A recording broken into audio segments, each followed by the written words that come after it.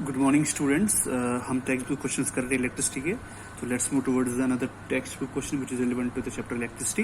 Question goes like this कि हमारे पास 5 ohm, 8 ohm, 12 ओम के 3 रेजिस्टर्स हैं। They are connected in series और इनके अक्रॉस मैंने 2 वोल्ट की 3 बैटरीज कनेक्ट कर रखी हैं।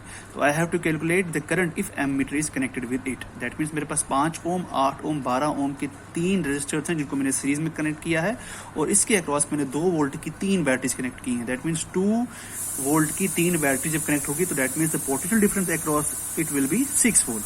और अब मुझे क्या करना है, I have to calculate the net R and the current.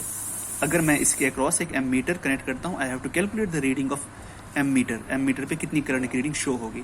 So schematic diagram मैंने यहाँ पर बता दी है आपको। Now let's first we have to calculate the value of R. तो मेरे पास जब रेजिस्टेंस सीरीज में हो तो मुझे फॉर्मूला पता है, that's R1 plus R2 plus R3 will give me the value of net और equivalent resistance. So 5 ohm, 8 ohm, 12 ohm, the sum will be 25 ohm. Now I have to calculate the current flowing through this electric circuit. देखिए, जब भी मुझे current निकालनी हो तो by applying ohm's law, if I have been V अगर मेरे पास गिवन है और मेरे पास R की वैल्यू गिवन है, I can easily calculate the value of I by using Ohm's law. So similarly by using Ohm's law here, current flowing through the circuit can be calculated. V is equal to IR, तो I is equal to V upon R. V की value 6 आ गई है और R की value जो मैंने अभी find out की है दैट्स 25 ओम। आफ्टर सिंपलीफिकेशन मेरे पास जो आंसर यहाँ पर आ रहा है वो 0.24 ampere. So the current flowing through this electric circuit is 0.24 ampere. Hope आपको ये क्वेश्चन समझ में आ गया होगा। Let's move towards the another question. Electric lamp दिया है जिसकी इलेक्ट्रिक लैम्प मुझे गिवन है जिसकी रेजिस्टेंस 100 ओम है। टोस्टर है जिसकी 50 ओम है और वाटर फिल्टर जिसकी रेजिस्टेंस मुझे 500 ओम गिवन है।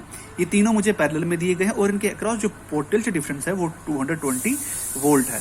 मुझे कैलकुलेट करनी है इलेक्ट्रिक रेजिस्टेंस किसकी, इलेक्ट्रिक आयन की, जो इसी सोर्स के अक्रॉस कनेक्टेड है और जब उसको सेम टाइम के लिए इस्तेमाल किया जाता है जितने टाइम के लिए मैंने बाकी ये अप्लायंसेस यूज कर रखे हैं।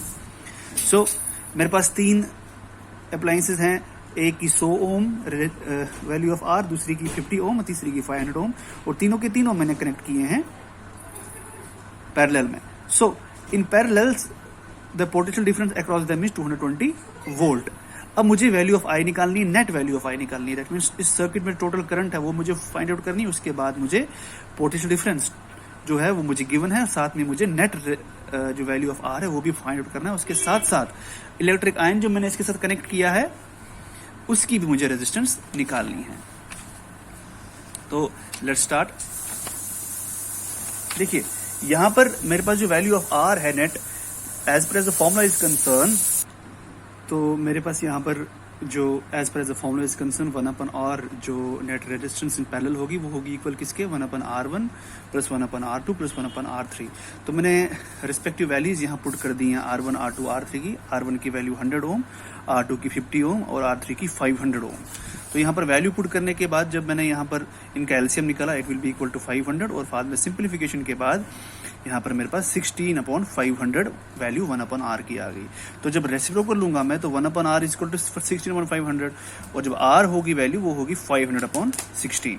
सो therefore the net resistance in parallel will be equal to 500/16। According to Ohm's law जब मैं V इक्वल टू IR ले लेता हूं तो उस वक्त जो I की वैल्यू होगी वो होगी बराबर किसके, V/R की, जब मुझे वैल्यू ऑफ I निकालनी है, मतलब उस सर्किट से जो नेट करंट पास होगी।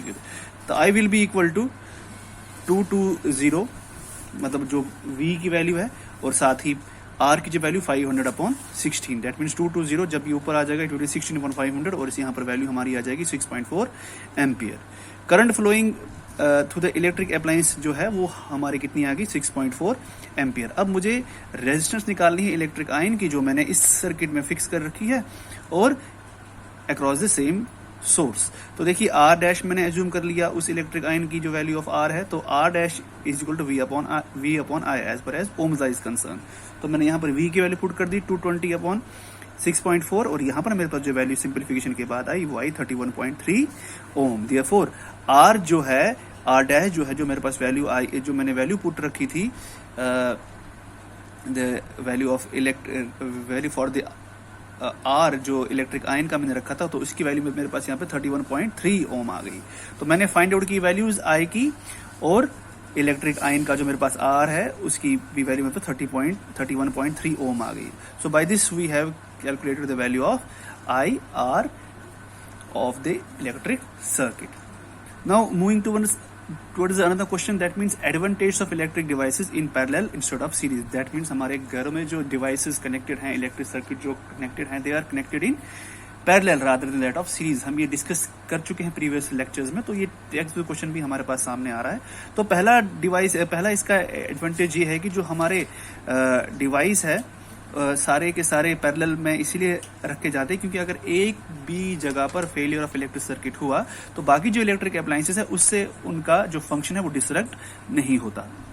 और साथ ही जो वोल्टेज सर्किट के अक्रॉस है वो सेम रहती है, because whenever electric appliances are connected in parallel the voltage across them remain same. Voltage potential difference का जो सोर्स है वो सबके लिए बराबर रहेगा. और उसके बाद तीसरा एडवांटेज ये है कि ओवरऑल रेजिस्टेंस जो है वो हमें रिड्यूस फॉर्म में मिलती है when electric circuits are connected in parallel. So this is the advantage for connecting electric appliances in parallel rather than that of series. Thank you very much.